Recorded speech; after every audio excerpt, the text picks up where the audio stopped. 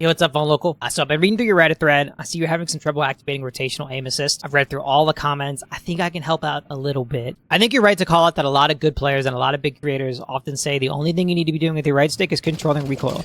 I think that's partially right. You know, the reason that we say it that way is because a lot of players are using way too much right stick. And so I've actually got a video example. I'll show that in just a second to show you exactly what I mean, and it almost got me killed.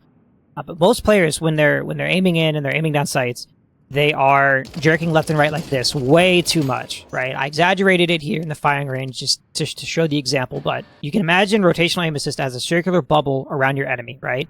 At a certain point, if you get outside of that, you break Rotational Aim Assist. And so when you're doing left and right too far, if you get outside that bubble, it becomes much harder to then get back on target. And so when people are trying to tell you to not use your right stick, it's really just to try and reduce all of this, so that you're only doing small micro corrections.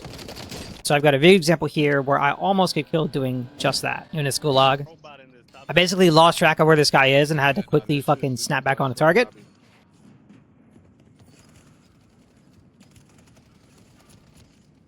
I got completely lost in this gulag. I did not know where the guy was. I just misheard my audio cues. But really the point that almost killed me more than anything was that left and right wiggle. And so what we're trying to reduce when we're telling people to not use their right stick as much is to reduce that left and right wiggle, right? You can see I swung too far left, then I overcorrected to the right, and then I jerked it back to my left, just like that. And so that, when you're doing that in an aim battle, it really makes your Rotational Aim Assist feel not nearly as sticky as it could be. But you are right to say that it's not zero right stick input. You want to use just enough input on your right stick to push your crosshair either left or right, you know, in the direction that your enemy is moving during the fight. You know, you think of these as micro corrections or like micro tracking, if you will. So the way you can practice this is go into the firing range and just hold left trigger and shoot. Don't touch your right stick. Let your gun pull up.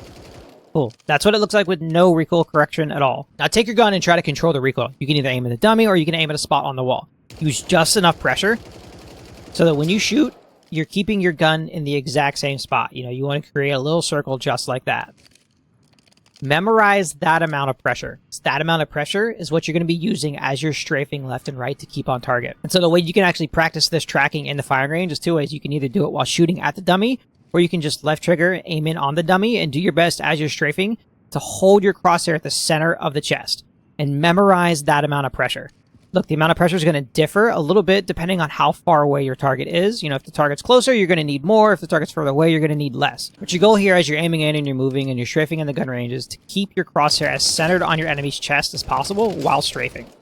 That amount of pressure is going to help you immensely when you're trying to track enemies during a gunfight. There's a couple other small things you can do during gunfights that'll help a ton. You know, one thing that good players talk about often is called counter strafing. Counter strafing is essentially the idea of if your target's moving left, you can also move left. Counter strafing helps your Rotational Aim Assist feel really sticky because as you're strafing left and your enemy's moving left, it means you have to use a lot less pressure on your right stick left in order to stay on target.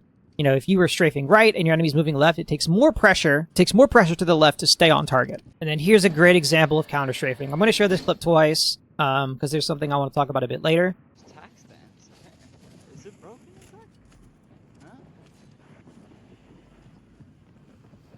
Right here, watch. Now when I drop down here and start shooting at this guy, you can see he's moving left. I immediately start strafing left as well. That means it just takes a lot less pressure for me to stay on target and essentially just destroy this guy. I'll play it in full speed.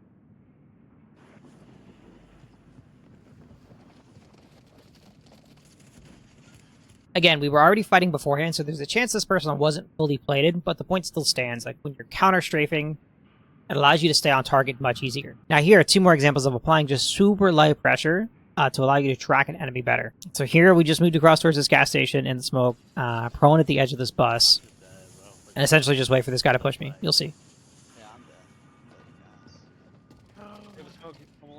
Again, I'm using the same amount of pressure here as I would to control my recoil, except I'm also adding that pressure slightly to the right that allows me to essentially just track this guy perfectly. And you kind of see it here again, too, and this guy falling out of the air.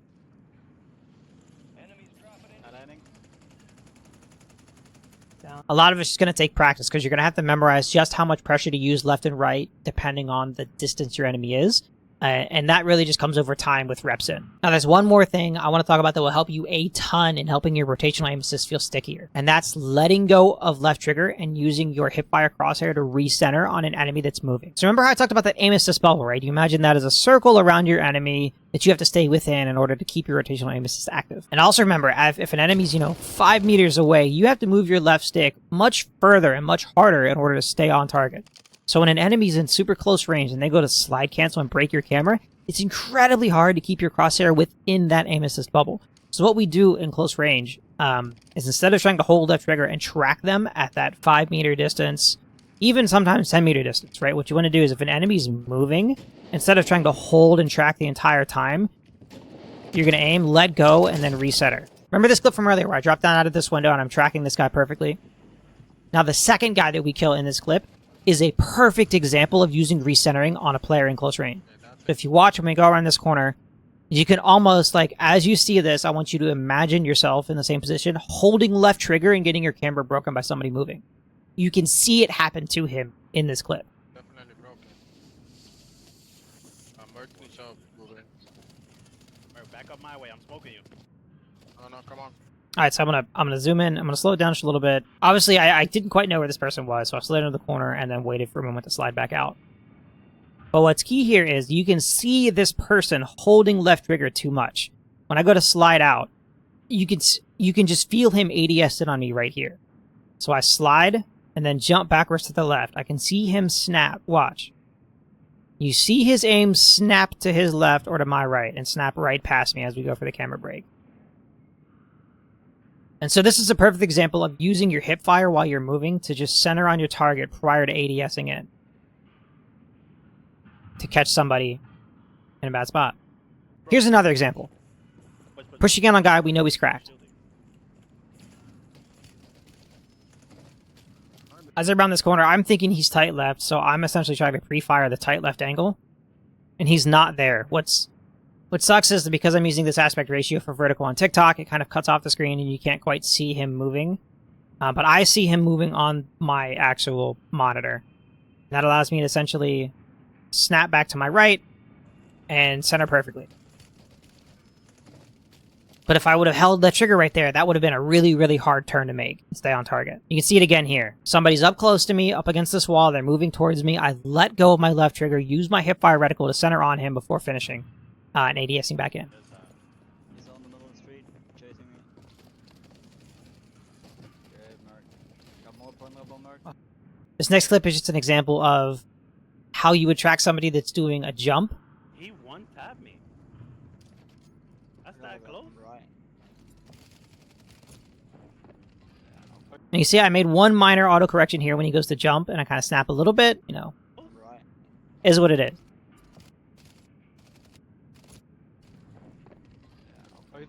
And again, that's like the lightest amount of pressure. The same amount of pressure you'd be using to control your recoil. And here I've got two more final examples to really showcase how you can use letting go of left trigger to really counter somebody that's moving in a gunfight. Through the fucking bottom. Yeah, in here. No. Oh, there. You see that guy jump out to my low right. Now I'll play it one more time. As I'm shooting this guy, you can see this person right below me jump out to the corner. I try to center on him. I miss a little bit and have to make a correction. But then I notice he's moving towards me, and that puts you in a really, really bad spot where you're trying to drag down while you're also counting against your recoil, and I'm probably going to also accidentally strafe off of this stupid fucking thing, which is exactly what happens. Now, if I'd have held left trigger right here, if I hold left trigger through this jump as he's running down and to my left, that's a very, very, very hard shot to continue hitting. So what you do is just let go of left trigger and use your hipfire reticle, use your hipfire crosshair to just stay on target. And that essentially becomes a free kill. Then I throw after this, so we're just going to skip. This final example is a just perfect example of somebody that probably would have completely destroyed and snapped my camera had I not let go of left trigger. I know because I do this to kids all the time. I'm him in half of my clips. So I know he set around this corner. Don't ask me why I'm holding this. I was trying to be sneaky, hoping maybe he didn't know exactly where I was. And was just, I don't know. It was a scuffed game, and we were trying to make a play. I was trying to get revives off, trying to be sneaky. But, anyways, here goes.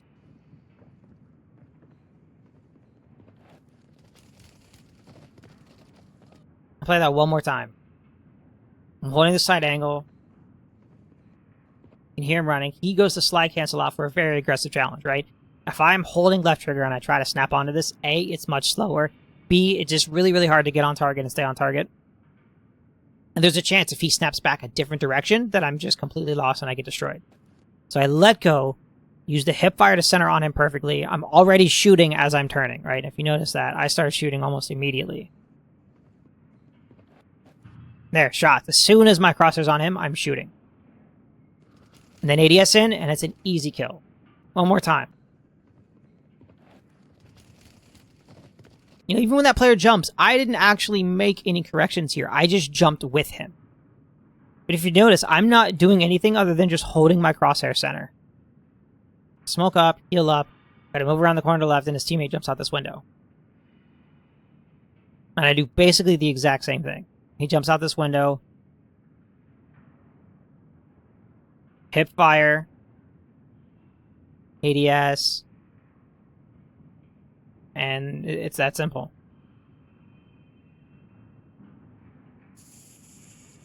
That guy's gonna be sitting there screaming, cheating!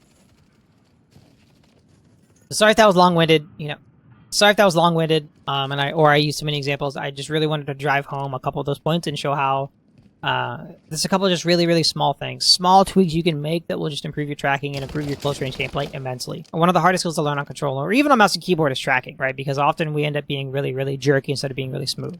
So over time, you'll learn to be smoother, and you'll learn exactly how much pressure to use at each different range. And remember, just between every game, between every single match, practice this in the firing range. Practice strafing left and right and trying to keep centered on your enemy, because it will help you a ton in practice when you're actually trying to shoot kids in-game. And that's it, Fun Local. I hope it helps.